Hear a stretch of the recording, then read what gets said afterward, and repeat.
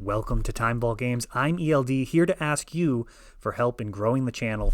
When we reach 2,500 subscribers, I'm going to be giving away a custom leather playmat to one lucky subscriber, so be sure to like and subscribe. Welcome to Fast Effect Double Speed Magic the Gathering from ELD's Time Ball Games in Bellingham, Mass.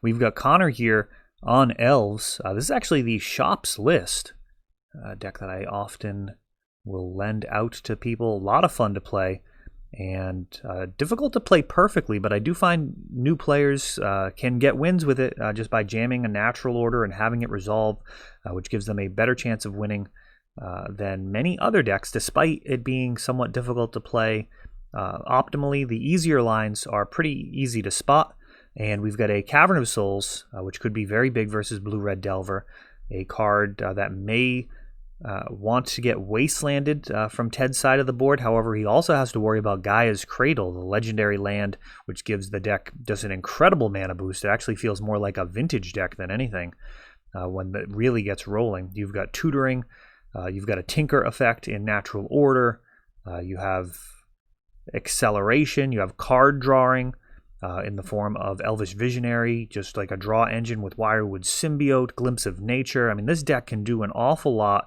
when it's actually allowed to. And if it is allowed to, it's going to be pretty bad for Ted. However, wow, Dreadhorde Arcanist taking down both elves, Chain Lightning, clearing the way, 1 damage getting through. And, I mean, man, if Connor had just an additional elf there, he would have had 6 or more mana. Instead, now he's back down to 2. A big turn there. Birchlore Ranger. This can allow for explosive turns if he's got like a Nettle Sentinel to go along with it. He's got a Elvish Visionary into a Quirion Ranger. He can get 1 more mana out of this if he likes, returning a forest to untap a creature. However, Lightning Bolt takes down the Visionary. Wasteland takes out the Gaia's Cradle, and Ted trying to hold on here. If he can stop elves from going too broken, he'll be able to win with pretty much whatever he wants. Elvish Visionary left on board, Quirion Ranger, the choice for that Lightning Bolt. Visionary not going to be blocking, so it gets in for a point of damage. Another Visionary, and now Dryad Arbor. Those Visionaries a little deceptive, and that they're just 1/1s for 2 mana at that.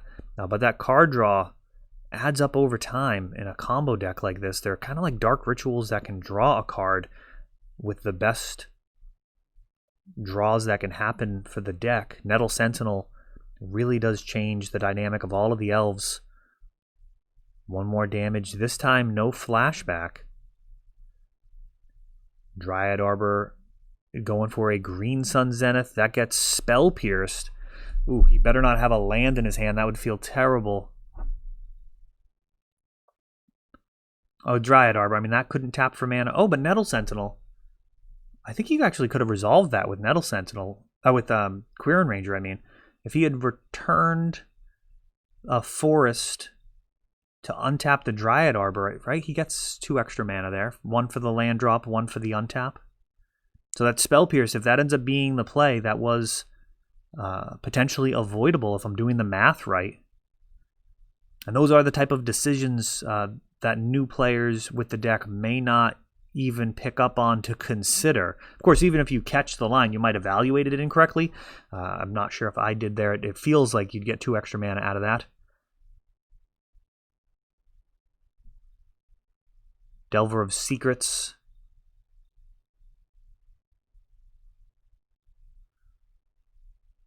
We got Dreadhorde Arcanist. Flashing back the Ponder.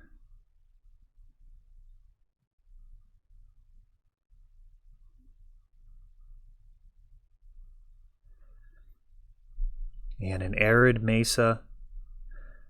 Ted facing down way more elves than he'd like. A natural order here could be game over. And he has one.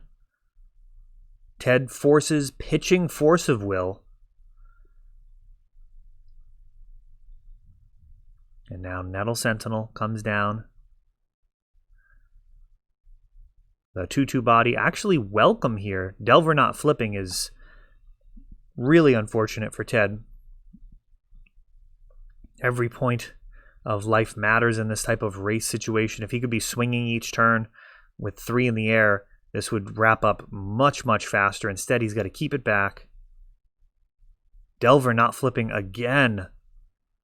Whew, that is brutal. He attacked with the 4 elementals last turn, losing one of them to Nettle Sentinel. He can push through just 2 damage this turn with the same effect. And he swings with Dreadhorde Arcanist. And Ted actually not taking it down. He also could have blocked with Dryad Arbor and returned it to hand. We'll see if that ends up being a mistake or if the tempo loss wouldn't be worth it. Finally, Delver flips. Connor's down to 3.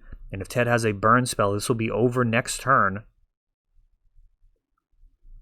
Glimpse of Nature gets a daze thrown at it to make a body.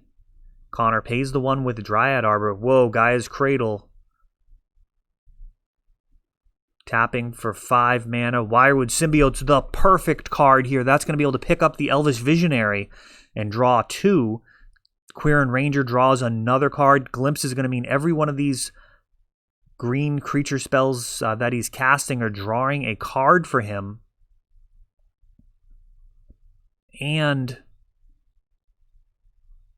potentially untapping Nettle Sentinel if he can get down a Birch Lore or a Nettle Sentinel.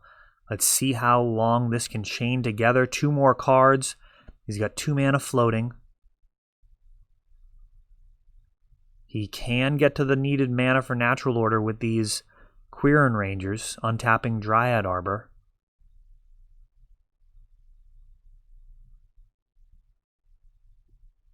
Oh, can he? He only has 1 forest. Okay, so he can only use the Quirion Ranger once. A Green Sun Zenith using all of his available mana, except for that last Dryad Arbor. Oh, wow. Heritage Druid. This is going to be a huge mana boost, but he's got to pass the turn. Can Ted draw a burn spell? Another Young Pyromancer. And I think he just has to attack all out here and try and get some of these creatures off the board.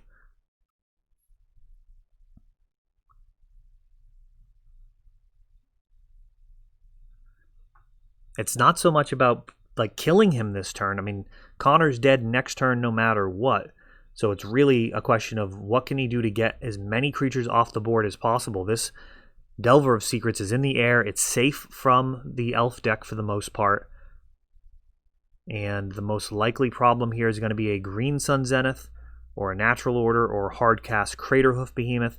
Anything he can do to get rid of the top end of those lines is going to be preferable. It's going to be really hard to get rid of the Natural Order line, but a Green Sun or a hardcast Craterhoof require a ton of mana, so killing these creatures makes a big difference. And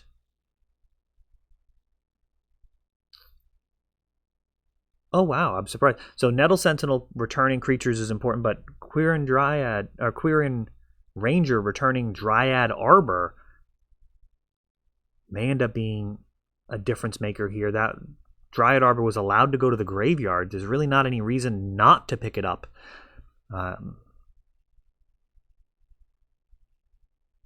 Nettle Sentinel, Elvish Visionary, untap Nettle Sentinel.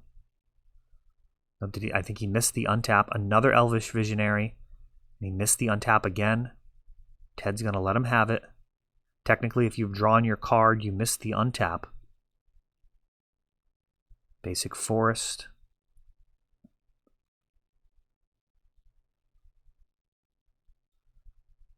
Llanowar Elf, he's got the Natural Order. Oh, and it's resolving at just 1 life. Connor engineers the victory there from 1 life. Ted was mowing down elves left and right in the early game, ran out of gas, and Connor manages to win the turn before Delver of Secrets was going to finish things. Those early turns without the Delver flipped, making all the difference, as I think there was at least 2 turns with that unflipped Delver. And we are on to game number 2. Yeah, the early game was really not ideal for Blue-Red Delver. I think it was a turn 3 Dreadhorde Arcanist, something like that. I might be thinking of another match. I do all of these videos in one day for the week. I've been peppering in the spoiler reviews for M21 and now Jumpstart. And we're also going to be doing a tutorial I'll be doing later on today for our Wednesday Night Legacy webcam series, how to use Discord and how to use your smartphone as a webcam so you can join the fun.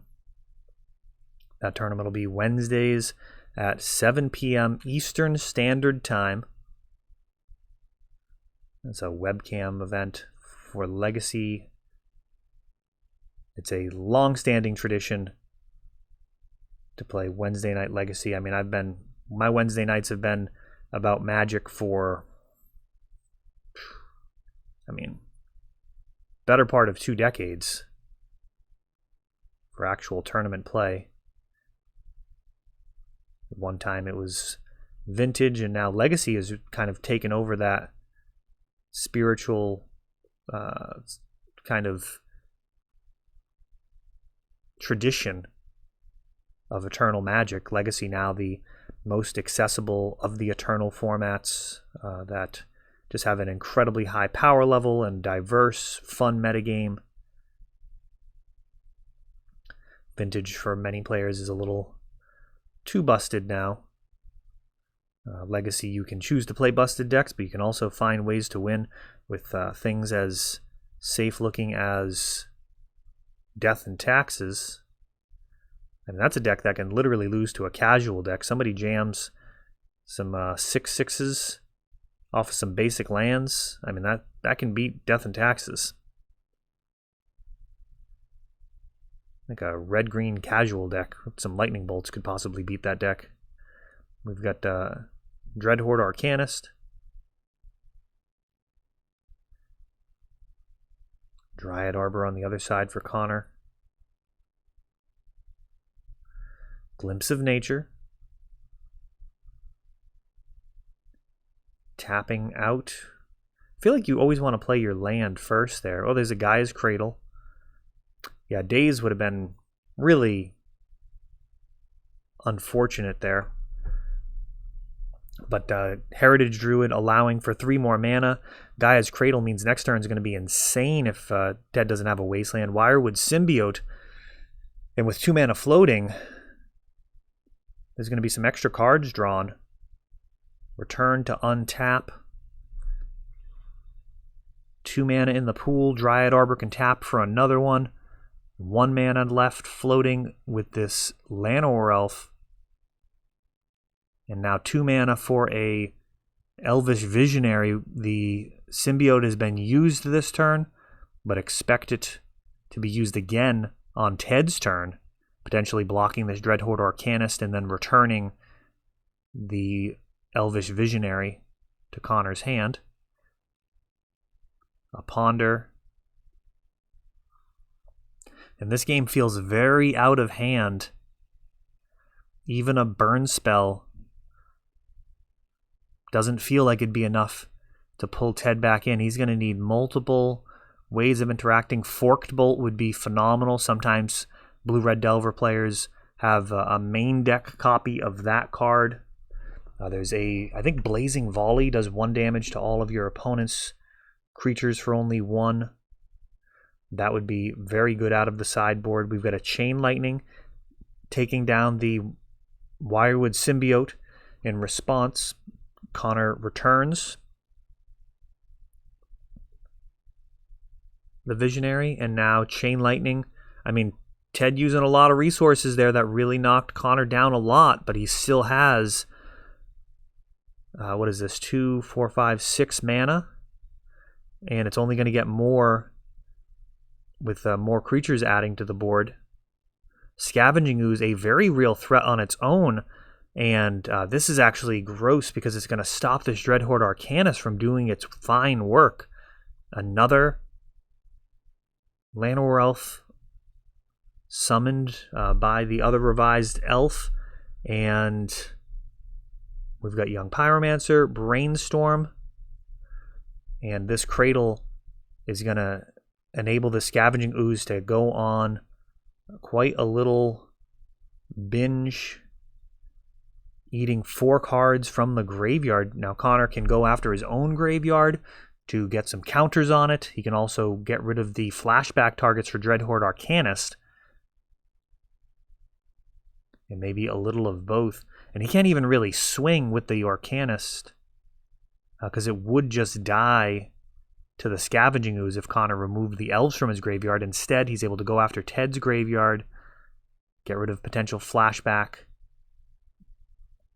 targets, possibly get rid of any type of delve shenanigans. A Brainstorm in response to Glimpse. Ted hoping to draw a Force of Will. He sees one, but does he have another blue card to go with it? 2 cards left, Force and Force, so Glimpse is stopped. Another token comes down.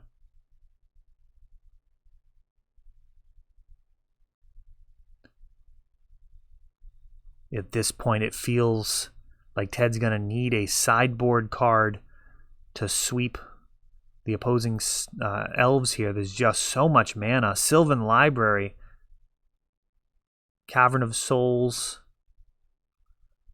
Actually, little nitpick, I think playing Cavern first there and then leaving a Llanowar Elf open might have been just strictly better. It would have allowed for another card to be eaten by Scavenging Ooze. I don't think this Cavern being untapped does a whole lot. And now Cradle being tapped for 4 mana as Wasteland removes it from the equation. But 4 cards are going to be able to be eaten here. And finally going to get some counters on this Scavenging Ooze, big enough to be outside of bolt range.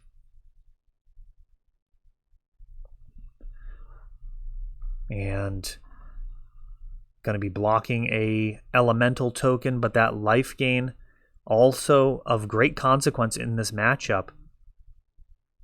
Ted likely going to need some extra reach in this type of match.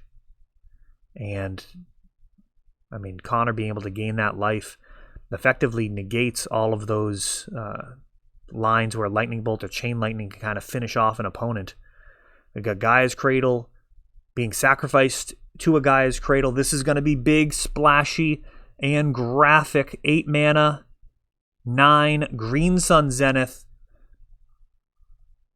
Ted, without any defenses left, fought valiantly, but ultimately Elves able to Green Sun Zenith for that Craterhoof Behemoth and swing in for massive chunks of damage. He shows that he was prepared for the matchup with that Blazing Volley, but never drew it.